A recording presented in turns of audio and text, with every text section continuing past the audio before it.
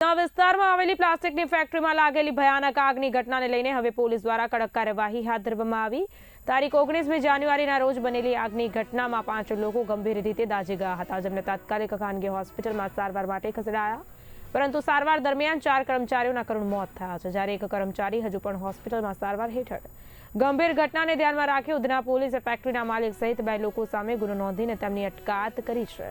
Police તપાસમાં ખુલાસો થયો છે કે આરોપીઓ છેલ્લા 1.5 વર્ષથી કોઈપણ પ્રકારની સુરક્ષા વ્યવસ્થા વિના ગોડાઉન ચલાવી રહ્યા હતા। ફેક્ટરી પાસે ફાયર એનઓસી પણ ન હોવાનું સામે આવ્યું છે। હાલ પોલીસે ફેક્ટરીના માલિક વિરુદ્ધ ગુનો નોંધીને તપાસ શરૂ કરી છે।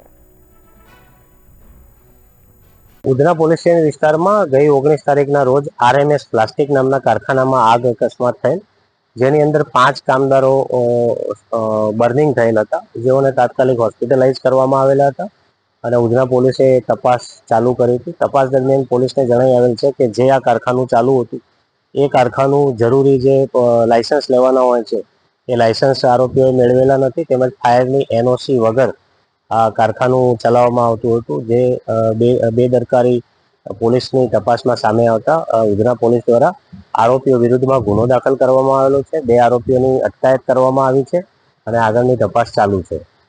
આ જે બંને આરોપીઓની ધરપકડ કરવામાં આવી છે એ બંને આરોપીઓ ઉધના ભાઠેના અમન સોસાયટીના છે, જેમાં એક આરોપીનું નામ છે અબ્દુલ કાદિર રફીક મેમન અને બીજા જે આરોપી છે મોહમ્મદ હુસેન રફીક મેમન છે। બંને સગા ભાઈ છે અને બંને સાથે જ આ કારખાનું ચલાવે છે।